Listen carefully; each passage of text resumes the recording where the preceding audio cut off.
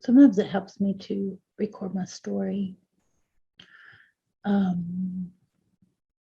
I have several mental health diagnoses, and I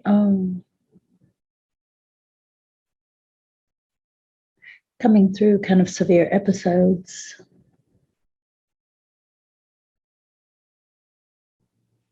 I feel like a lot of times I can help others because I understand what's happening, which is really nothing. I am in a fear type feeling, like a panic. I live with daily anxiety. I'm a single mom, and it is deeply embedded in my neuroarchitecture that I struggle with money. And when I get any money, I always go back to zero. And the work that I do, which is really interesting, I work with single moms, and I help them overcome the really toxic patterns of going from relationship to relationship, which is emotionally taxing and financially taxing, especially if you're marrying and divorcing and marrying, divorcing, and then see your children see that behavior as well. And that is something that I am very much on the other side of. I no longer think that I will end up alone. As a matter of fact, I know I won't. I know I won't. But I can't access the belief systems when it comes to my finances.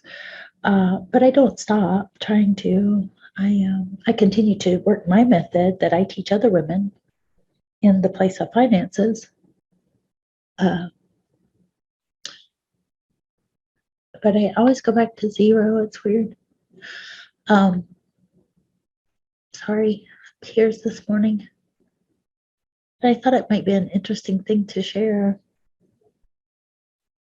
to maybe help someone, because I'm sitting with that.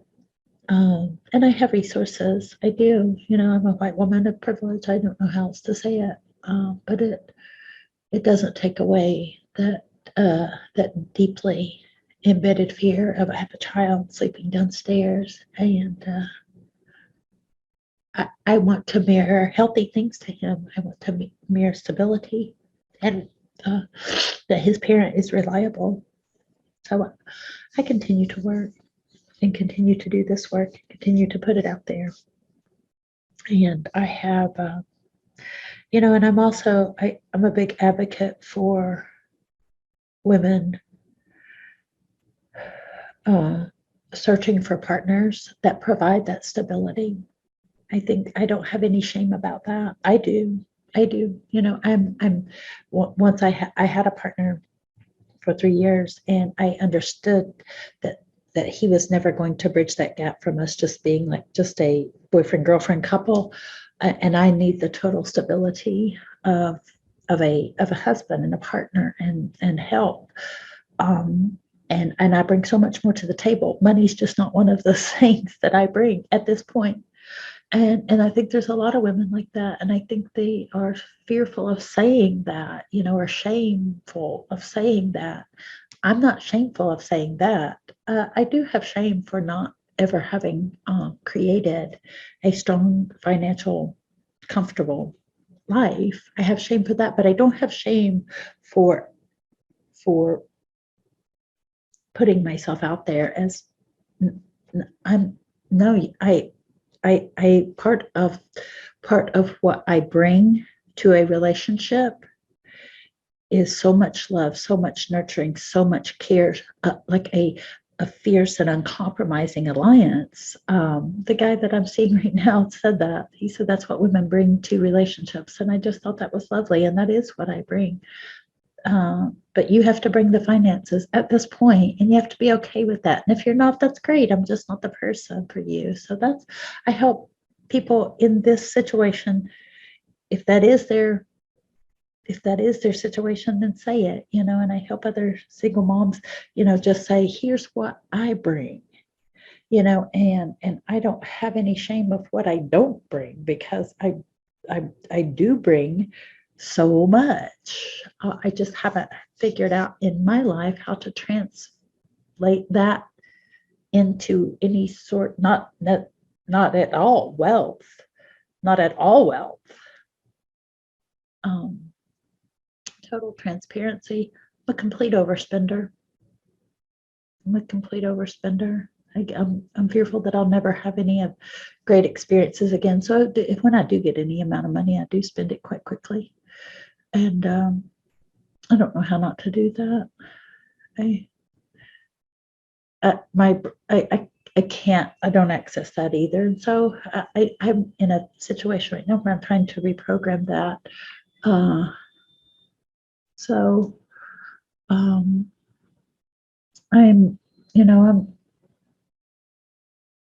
I will keep doing the work that I do in relationships because I've seen the benefits of it, and I'm a recovering alcoholic in a 12-step program, so I know that complete psychic changes can take place because they've taken place in my life.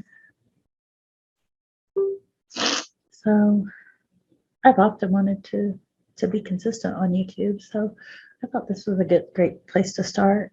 In a total panic, absolute meltdown. It's been going on now for 3 days.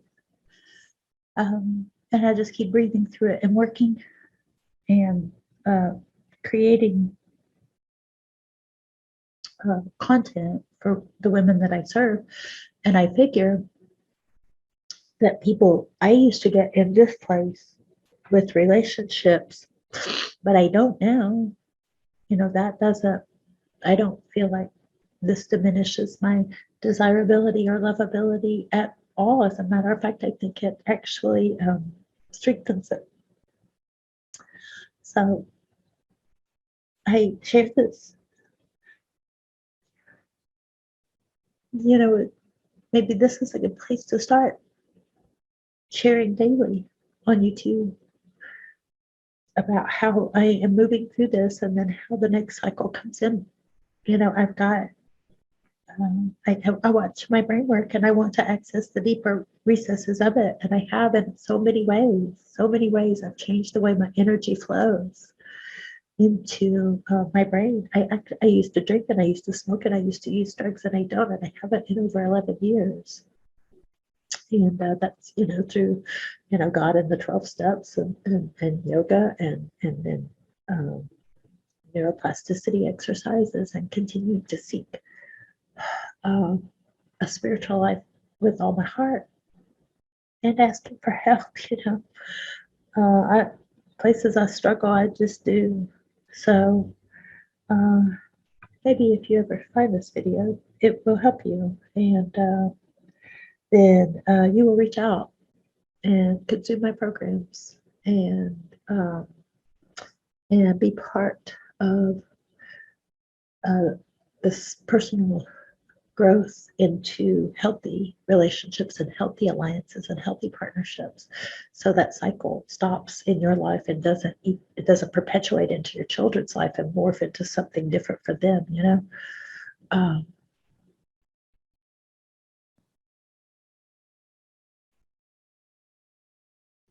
So we'll see how I move through this day and see if some relief comes. I think maybe it will.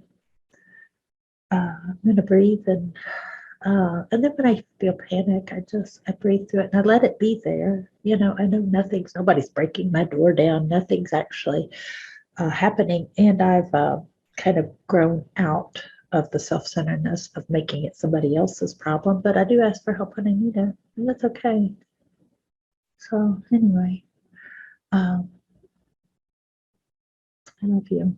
I'm Suzie. Reach out to me if you want. Suzie at SuzieWheeler.com, and subscribe to my channel and like it, get updates if you're interested in my story and if your story mirrors it a little bit and you want to share it with somebody that you think would help. All right. See ya.